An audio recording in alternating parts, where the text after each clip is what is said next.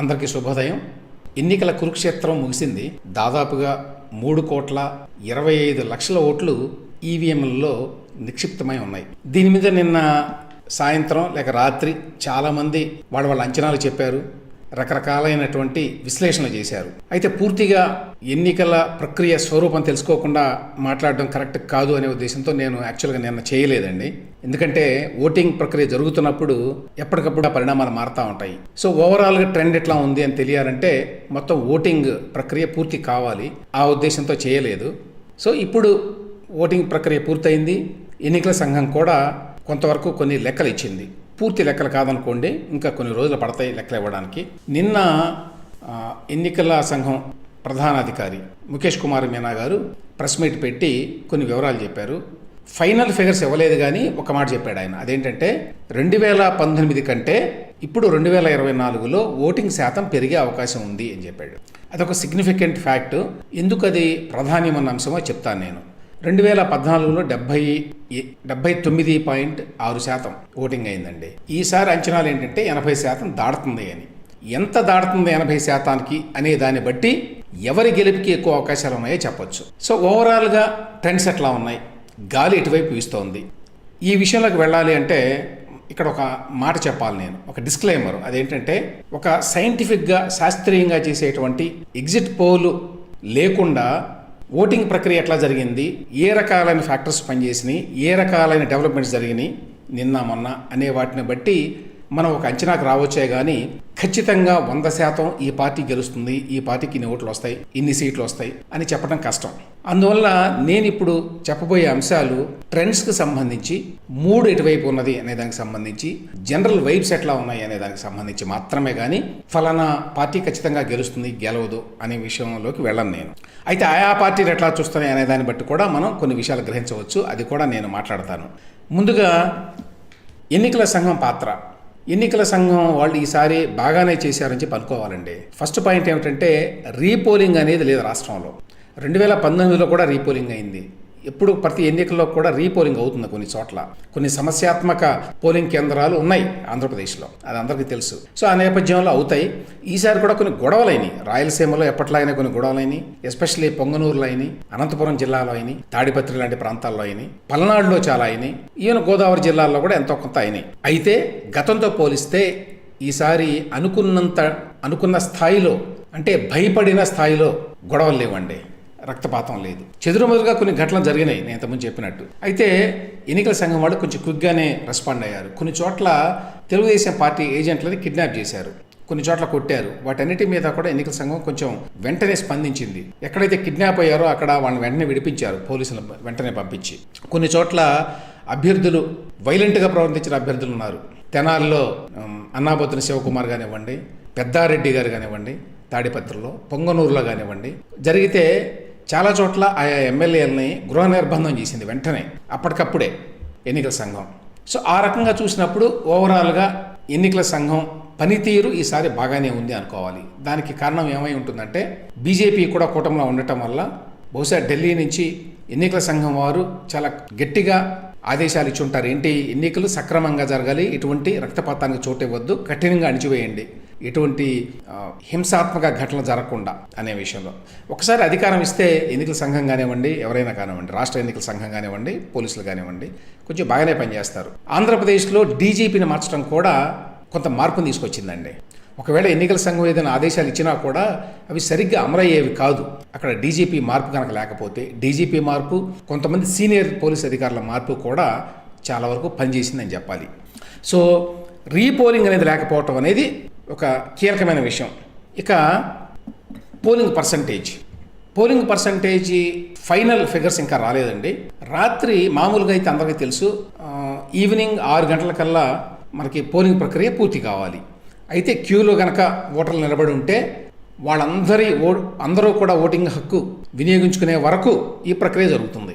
అందువల్ల నిన్న 11:30 వరకు కూడా చాలా చోట్ల ఓటర్లు వాళ్ళ ఓటు హక్కుని వినియోగించుకుంటూనే ఉన్నారు. కాబట్టి ముఖేష్ కుమార్ మీనా గారు చెప్పినట్టు 80% దాటేటువంటి అవకాశం ఉంది. ఇప్పుడు 80% కంటే ఎంత ఎక్కువ శాతం పెరుగుతుంది ఈసారి ఓటింగ్ అనే దాన్ని బట్టి ఫలితం ఉండేటువంటి అవకాశం ఉంది నా అంచనా ప్రకారం. ఎందుకంటే ఎప్పుడైనా పోలింగ్ శాతం కనుక పెరిగితే అది ఎప్పుడు అధికారంలో ఉన్న పార్టీకి వ్యతిరేకంగా ప్రతిపక్షానికి అనుకూలంగా జరుగుతుందండి. అది గమనించాల్సిన విషయం.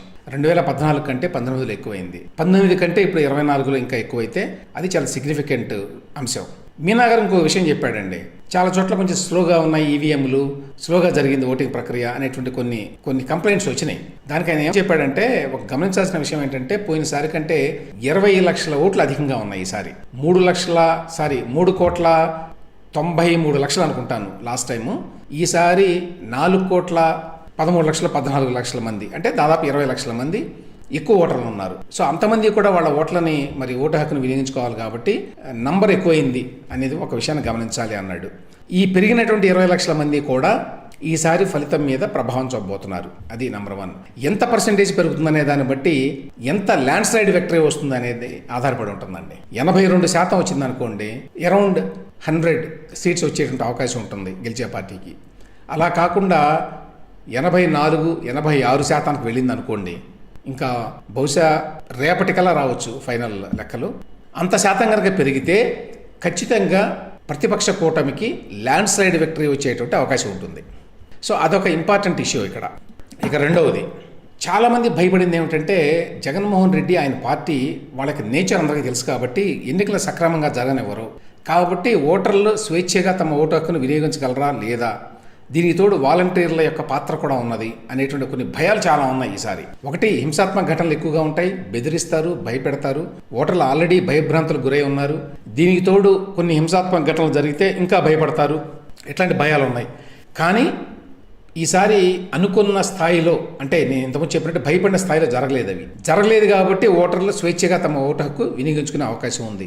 ఓటర్లు స్వేచ్ఛగా తమ ఓటు హక్కు వినియోగించుకోవడం అంటే ఏంటంటే, అంటే ప్రతిపక్షాలు ఏదో ఒక పార్టీకి ఓటు వేయడమే. అధికార పార్టీకి ఓటు వేయడానికి భయం అక్కర్లేదు, ప్రతిపక్షాలకు ఓటు వేయాలంటేనే భయం. అయినా కూడా ఎక్కువ మంది ఓటర్లు ఎవరికి ఓటేసామనే విషయాన్ని వాళ్ళు నిర్భీతిగా చెప్పలేదు బయటకు వచ్చి అనేది కూడా ఉంది. ఎందుకు చెప్పలేదు అంటే వాళ్ళలో ఇంకా భయం ఉన్నది వైఎస్ఆర్సీపీ అంటే అని కూడా చెప్తున్నారు. రెండవది, డబ్బు పాత్ర. జగన్మోహన్ రెడ్డి గారికి అంతులేని డబ్బు ఉంది కాబట్టి ఆయన డబ్బు బాగా డిస్ట్రిబ్యూట్ చేస్తాడు. ఇక లిక్కర్ అయితే చెప్పే పని లేదు, ఎందుకంటే వాళ్ళ చేతుల్లోనే ఉంది కాబట్టి దాదాపు 4 రోజుల కిందటే వాళ్ళు మొత్తం లిక్కర్ స్టాక్స్ అన్నిటిని కూడా సమకూర్చుకొని ఉన్నారు. కాబట్టి వాళ్ళకి ఈ విషయంలో తిరుగు ఉండదని చెప్పి అనుకున్నారు. కానీ అందరూ భయపడిన స్థాయిలో మనీ డిస్ట్రిబ్యూషన్ జరగలేదు అనేది ఒక అభిప్రాయం అండి. ఈ విషయాల్లో 100% సమాచారం ఎవరి దగ్గర ఉండదు. అక్కడక్కడి నుంచి వచ్చిన ఇన్పుట్స్ ప్రకారం చెప్తున్నాను నేను. ఇచ్చారు డబ్బు, అసలు ఇవ్వలేదని కాదు, కానీ ఎన్నో రెట్లు ఎక్కువ ఇస్తారేమో వైఎస్ఆర్సీపీ వాళ్ళు, వాళ్ళకి అంతులేని డబ్బు ఉంది కదా అని చెప్పి అనుకున్నారు, ఇవ్వలేదు. కారణాలు ఏమిటనే తెలియదు. ఎన్నికల సంఘం లేక పోలీసులు పట్టుకుంటారనే భయం ఉన్నదా, వాళ్ళ చూపులు ఈసారి చాలా ధాటిగా ఉన్నాయి మన మీద అనేటువంటి భయం ఉన్నదా, లేదు క్యాండిడేట్స్ డబ్బులు పంపించినా కూడా మనకి ఈసారి గెలుపు వచ్చేటువంటి అవకాశం కనిపించడం లేదు, ఎందుకు ఇంత ఖర్చు పెట్టడం అని చెప్పి 2,000 ఇవ్వమన్న చోట 1,000 రూపాయలు ఇచ్చి, 3,000 ఇవ్వమన్న చోట 2,000 రూపాయలు ఇచ్చి ఆ విధంగా గడిపారా అనేది ఒకటి. సో ఆ రకంగా కూడా కూటమి పక్షాలకి కొంత మేలు జరిగింది. ఆ స్థాయిలో డబ్బులు పంపిణీ జరగకపోవటం, ఆ స్థాయిలో మందు కూడా ఆ స్థాయిలో పంపిణీ జరగకపోవటం. తర్వాత ఆల్రెడీ ఎన్నికలకు వెళ్లే ముందే కూటమికి కొన్ని పాజిటివ్ సిగ్నల్స్ వచ్చినాయండి. అందులో ప్రధానమైంది ఏంటంటే పోస్టల్ బ్యాలెట్ అంటే ఏంటంటే ఎన్నికల విధుల్లో ఉద్యోగులు ఉంటారు, ఎన్నికల విధుల్లో ఉండే ఉద్యోగులు ఓటు వేయలేరు కాబట్టి వాళ్ళకి పోస్టల్ ఓటు వేసుకోవడానికి ప్రత్యేకంగా ఒక ఏర్పాటు చేస్తుంది ఎన్నికల సంఘం ప్రతిసారి కూడా. దాని గురించి ఎప్పుడూ పెద్దగా తెలియజేయడానికి ఈసారి మాత్రం తెలిసింది. ఎందుకంటే గతంలో అంటే 2019 తీసుకోండి, 2,20,000 మంది మరి పోస్టల్ బ్యాలెట్ కోసం వెళ్ళారు, వినియోగించుకున్నారు వాళ్ళ హక్కుని, అరౌండ్ 2 lakhs ఎంప్లాయీస్. అదే ఈసారి పోస్టల్ బ్యాలెట్ కోసం 5,20,000 మంది అప్లై చేసుకున్నారు. లాస్ట్ మన ఎన్నికల సంఘం వారు చెప్పిన దాని ప్రకారం 4,34,000 మంది యూజ్ చేసుకున్నారని చెప్తున్నారు. ఆ నెంబర్ ఇంకా పెరిగే ఉండేటువంటి అవకాశమే ఉంది. కనీసం 4,34,000 అనుకోండి. ఈ 4,34,000లో కనీసం 3.5 లక్షల ఓట్లు కూటమి అభ్యర్థులకే వచ్చినాయి అనేది ఖరాఖండిగా చెప్పొచ్చు. నేను కూడా చాలామంది ఉద్యోగ సంఘాల నాయకులతో మాట్లాడాను, చాలా రకాల ఇన్పుట్స్ తీసుకున్నాను ఈ విషయంలో. ఇంకా ఎక్కువే చెప్పారు, నేను ఇంకా కన్జర్వేటివ్గా చెప్తున్నాను, ఇంకా తగ్గించి చెప్తున్నాను. 80% పైగా 90% వరకు అని చెప్పారు. కానీ కనీసం 70% పైగా ఓట్లు, ఈ 4,34,000 పోస్టల్ ఓట్లు కూటమి అభ్యర్థులకే వచ్చినాయండి. అంటే 3.5 లక్షలు కనీసం వచ్చినాయి. అదొక అడ్వాంటేజ్. తర్వాత ఈ ఉద్యోగుల్లో పోస్టల్ బ్యాలెట్స్ వేసిన వాళ్ళు కాకుండా మామూలుగా ఓటు వేసేవాళ్ళు ఉంటారు అందరితో పాటు. నిన్న వేసిన వాళ్ళు మొత్తం దాదాపు 12 లక్షల మంది ఉన్నారండి. ఈ 12 లక్షల మందిలో ఈ 4.5 లక్షల మంది లేక 5 లక్షల మంది అనుకోండి పోస్టల్ బ్యాలెట్ను ఉపయోగించుకున్నారు. అంటే ఇంకా కూడా కనీసం 6 లక్షల మంది ఉద్యోగులు ఉన్నారు, రాష్ట్ర ప్రభుత్వ ఉద్యోగులు. వీళ్ళల్లో ఎక్కువ మంది, మెజారిటీ శాతం ప్రభుత్వానికి వ్యతిరేకంగా, జగన్మోహన్ రెడ్డి గారికి వ్యతిరేకంగా కూటమి పక్షాలకి అనుకూలంగా ఓటు వేశారు అనేది ఖచ్చితమైన సమాచారం అండి. ఓన్లీ ఎక్సెప్షన్స్ ఏమిటంటే గ్రామ సచివాలయ ఉద్యోగులు ఉన్నారు. అది కాకుండా కొంతమంది మైనారిటీ మతాలకు చెందినటువంటి ఉద్యోగులు ఉంటారు. వాళ్ళల్లో కొంత శాతం వైసీపీకి ఓటు వేశారు. కాబట్టి మీరు ఈ 6 లక్షల్లో 2 నుంచి 2.5 లక్షల మంది వైసీపీకి వేశారు అనుకున్నా కూడా 3.5 నుంచి 4 లక్షల పైగా ఓట్లు కూటమి అభ్యర్థులకే వచ్చినాయి నిన్న కూడా. సో అదొక సిగ్నిఫికెంట్ ఫ్యాక్టర్. అంటే దాదాపు మీరు ఇక్కడ 7 లక్షల పైన ఓట్లు, రాష్ట్ర ఉద్యోగుల ఓట్లు కూటమికి ఈసారి వచ్చేటువంటి అవకాశం కనిపిస్తోంది. అంతకుముందు పోస్టల్ బ్యాలెట్లు కానివ్వండి, నిన్న జరిగిన పోలింగ్లో కానివ్వండి. ఇది చాలా పెద్ద నంబర్ అండి. ఎందుకంటే 2014లో తెలుగుదేశం పార్టీ గెలిచినప్పుడు తేడా 5 లక్షలే. ఇక్కడ తెలంగాణలో మొన్న కాంగ్రెస్ పార్టీ గెలిచినప్పుడు కూడా 5 లక్షలకు తక్కువే తేడా. కాబట్టి 7-8 లక్షల ఓట్లు అంటే మామూలు విషయం కాదు. సో ఆ రకంగా అదొక అడ్వాంటేజ్. ఇంకొక అడ్వాంటేజ్ ఏంటంటే గతంలో ఎన్నడూ లేని విధంగా ఎన్ఆర్ఐలు లేక నాన్ రెసిడెంట్ తెలుగుస్ అంటారు. నాన్ రెసిడెంట్ తెలుగుస్ అంటే ఎవరైతే ఆంధ్రప్రదేశ్లో ఉండటం లేదో వాళ్ళందరూ, వాళ్ళు అమెరికా కావచ్చు, ఆస్ట్రేలియా కావచ్చు, హైదరాబాద్ కావచ్చు, ఆదిలాబాద్ కావచ్చు, బెంగళూరు కావచ్చు, చెన్నై కావచ్చు, ఢిల్లీ కావచ్చు, ఇట్లా రకరకాల ప్రాంతాల్లో ఉండేటువంటి ప్రవాసాంధ్రులు పెద్ద ఎత్తున వచ్చారండి ఏపీకి. వాళ్ళల్లో ఎక్కువ మంది వైఎస్ఆర్సీపీ పట్ల అసంతృప్తితో ఉన్నారు అనే విషయంలో రహస్యమేమీ లేదు. తర్వాత వైసీపీ నుంచి కూడా న్యాచురల్గా కొంతమంది వస్తారు, రారని కాదు, వచ్చారు కూడా కొంతమంది. కానీ కూటమి తరఫున, ఎస్పెషల్లీ టీడీపీ తరఫున, ఆ తర్వాత జనసేన తరఫున బయట రాష్ట్రాల నుంచి, బయట దేశాల నుంచి వచ్చిన వాళ్ళ సంఖ్య చాలా ఎక్కువ ఉంది. అంటే మీరు దాదాపుగా 1:4 ఆ నిష్పత్తిలో వేసుకోవచ్చు. వైసీపీకి అనుకూలంగా ఉన్నవాళ్ళు ఒకళ్ళు వస్తే కూటమి అభ్యర్థులకు అనుకూలంగా ఉన్నవాళ్ళు కనీసం 4 వచ్చారు ప్రవాసాంధ్రులు. సో ఆ నెంబర్ ఎంత అనేది ఖచ్చితంగా చెప్పలేం, కానీ అది 5 లక్షల నుంచి 7-8 లక్షల వరకు ఉండేటువంటి అవకాశం ఉంటుందండి. ఒక్క తెలంగాణలోనే చాలామంది ఉన్నారు, అందరికీ తెలుసు. సో వీళ్ళ యొక్క ఓటు కూడా ఈసారి కూటమి అభ్యర్థులకే వచ్చింది. సో అదొక అడ్వాంటేజ్గా మారింది. ఇక మిగతా వర్గాలకు సంబంధించి అందరూ భావించినట్టుగానే వైఎస్ఆర్సీపీకి కొన్ని వర్గాలు ఓటేసినాయి. అందులో ముఖ్యంగా చెప్పుకోదగ్గది క్రిస్టియన్ ఓటు. వాళ్ళకి అది ఇప్పటికీ కూడా చాలా వరకు మొత్తం వచ్చిందని చెప్పడానికి లేదండి, కానీ కూటమి అభ్యర్థుల కంటే ఎక్కువ వచ్చింది ఖచ్చితంగా. అలాగే రెడ్డి సామాజిక వర్గానికి చెందినటువంటి ఓట్లలో ఎక్కువ వైఎస్ఆర్సీపీకి వచ్చినాయి నిన్న కూడా. వీరు కాకుండా బీసీలను ఆకర్షించడానికి కొంత ప్రయత్నించారు, కానీ అది అంత ఎక్కువ వచ్చినట్టుగా అయితే నిన్న ట్రెండ్స్ను బట్టి మనకి అనిపించడం లేదు. వైఎస్ఆర్సీపీ వాళ్ళు ఎక్కువగా మహిళల ఓటు మీద ఆధారపడ్డారండి. ఎందుకంటే వాళ్ళు ఇచ్చే పెన్షన్ దాదాపు 67-68 లక్షల మందికి ఇస్తున్నారు. వీళ్ళల్లో మహిళలు ఎక్కువ ఉంటారు. ఈ మహిళలంతా కూడా మనకు ఓటు వేస్తారు అనుకుంటున్నారు. వాళ్ళ ఓటు మీద ఎక్కువ ఆధారపడ్డారు. వాళ్ళు మిగతా వాళ్ళతో పోలిస్తే ఖచ్చితంగా ఎక్కువ మంది వైఎస్ఆర్సీపీకి ఓటేశారు అనడంలో సందేహం లేదు. అయితే టీడీపీకి మిగతా వర్గాలన్నీ కూడా గంపగొత్తగా ఓటేసినాయి. ఎస్పెషల్లీ ఉత్తరాంధ్రలో చాలా భారీగా కూటమి అభ్యర్థులకు ఓట్లు వచ్చినాయి. మిగతా అన్ని వర్గాల నుంచి కూడా, నేను చెప్పినటువంటి 3-4 మినహా మిగతా వాళ్ళందరూ కూడా. ఎన్నికల మేనేజ్మెంట్ అనేది కూడా ఇంపార్టెంట్. ఎన్నికల మేనేజ్మెంట్ విషయంలో కూడా ఎన్నో ఎదురు దెబ్బలు తిన్నా, ఎన్నో రకాల ఇబ్బందులు పెట్టినా కూడా తెలుగుదేశం పార్టీ చాలా పకడ్బందీగానే చేసింది. జనసేన పార్టీ ఈ విషయంలో కొంచెం వీక్ అయినా కూడా వాళ్ళకు ఉన్నటువంటి ఉత్సాహంతో కొంతవరకు మేనేజ్ చేయగలిగారు. వాళ్ళకి స్ట్రక్చర్ లేకపోయినా, ఆర్గనైజేషన్ స్ట్రెంగ్త్ లేకపోయినా కూడా చేయగలిగారు. సరే, బీజేపీకి ట్రెడిషనల్గా ఉండేటువంటి ఫాలోయింగ్ కొంత ఉన్నది. దాంతోపాటు తెలుగుదేశం, జనసేన మద్దతుదారులు, సానుభూతి పరుల మద్దతు కూడా. క్రాస్ ఓటింగ్ ఎట్లా జరిగింది అనేది ఒక కీలకమైన అంశం అండి. అంటే కూటమి అభ్యర్థుల్లో ఒక అభ్యర్థి నిలబడినప్పుడు మిగతా వాళ్ళు ఓట్లు వేసారా లేదా, ఏ పార్టీకి ఎక్కువ ఉన్నాయి ఓట్లు అందరికీ తెలుసు. టీడీపీకి ఎక్కువ ఉంటాయి ఓట్లు, ఆ తర్వాత జనసేనకు ఉంటాయి. వీళ్ళిద్దరూ ఓట్లు వేస్తేనే బీజేపీ అభ్యర్థులు నెగ్గుతారు. అదేవిధంగా జనసేన ఉన్న చోట జనసేనకి తెలుగుదేశం సానుభూతి పరులు, మద్దతుదారులు ఓటేయాలి. ఇక తెలుగుదేశం పార్టీకి జనసేన మద్దతుదారులు ఖచ్చితంగా ఓటేయాలి. అలా ఓటు వేయలేదు అనుకోవడానికి ఎటువంటి ఆధారం కనిపించలేదండి నిన్న జరిగినటువంటి పోలింగ్లో. ఆ ప్రయత్నం వైఎస్ఆర్సీపీ కొంత చేసింది. అదేంటంటే కాపులు చాలామంది ఎక్కువ, ఫర్ ఎగ్జాంపుల్ జనసేనకు ఓటేస్తున్నారు, లేక జనసేన మద్దతుదారులుగా ఉన్నారు. జనసేన అభ్యర్థులు లేని చోట టీడీపీకి వేస్తారా లేదా అనేది ఒక కీలకమైన అంశం. అయితే నిన్న జరిగిన ఓటింగ్ సరళి కనుక చూస్తే ఎక్కడా కూడా ఎటువంటి అసంతృప్తిని ఎవరు వ్యక్తం చేయాల జనసేన పార్టీ నుంచి, అదేవిధంగా తెలుగుదేశం పార్టీ నుంచి. ఇక్కడ మా అభ్యర్థి లేడు, జనసేన అభ్యర్థి ఉన్నాడు, లేక బీజేపీ అభ్యర్థి ఉన్నాడు, కాబట్టి మేము ఓటు వేయాలా లేదా అనే ఆలోచనలో ఉన్నాము అనేటువంటి వాతావరణం ఎక్కడా లేదు. కాబట్టి ఈ కూటమికి సంబంధించి ఓట్ ట్రాన్స్ఫర్ అనేది అనుకున్న దానికంటే బాగానే జరిగింది అనేది ఇంకొక ఇంపార్టెంట్ పాయింట్. ఇక చివరిగా ఆయా పార్టీలు ఏమనుకుంటున్నాయి ఏమిటి అనేదాన్ని బట్టి కూడా మనం ట్రెండ్స్ ఎట్లా ఉన్నాయని చెప్పి అర్థం చేసుకోవచ్చండి. నిన్న వైఎస్ఆర్ కాంగ్రెస్ పార్టీ వారు నిన్న ఈవినింగ్ ఒక ట్వీట్ చేశారు. ఏమిటి ఆ ట్వీట్ అంటే, 100కు పైగా సీట్లతో తిరిగి అధికారం వైఎస్ఆర్సీపీదే.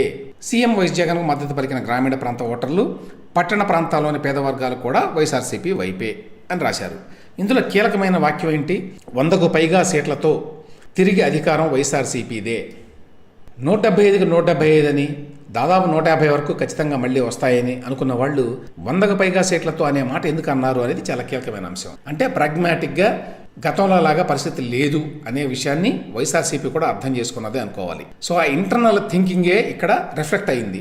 సో వైఎస్ఆర్సీపీ నోటి వెంట 100 అనే మాట వచ్చింది అంటే డిఫెన్స్లో పడిపోయారు అనేది చాలా వరకు అర్థమవుతుంది.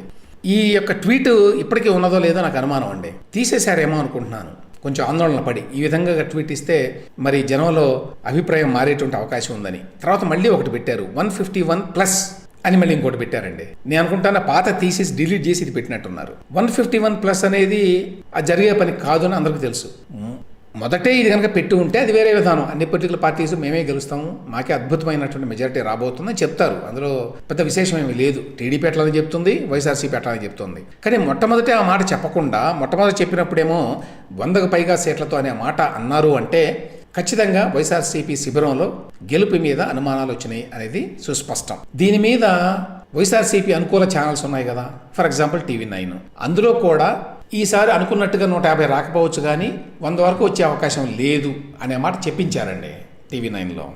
మామూలుగా వైఎస్ఆర్సీపీ అనుమతి లేకుండా, వాళ్ళకి ఇష్టం లేకుండా ఆ మాట చెప్పేటువంటి అవకాశమే లేదు. ఆ మాట చెప్పారు అంటే అక్కడి నుంచి ఆమోదం ఉంది, అంటే వాళ్ళు చెప్పిన మాటే అది. 100 వరకు వస్తాయని చెప్పి మేము అనుకుంటున్నామని. దాన్ని బట్టి కూడా మనం ఏమర్థం చేసుకోవాలంటే overall trend is in favour of కూటమి అలయన్స్. నేను ఇంతకుముందు చెప్పినట్టు ఈ మొత్తం వ్యవహారంలో కీలకమైన అంశం ఓటింగ్ పర్సంటేజ్. ఓటింగ్ పర్సంటేజ్ కనుక 82% కంటే ఎక్కువగా ఉంటే కూటమికి భారీ మెజారిటీ వచ్చేటువంటి అవకాశం ఉంది అనేది నా అంచనా.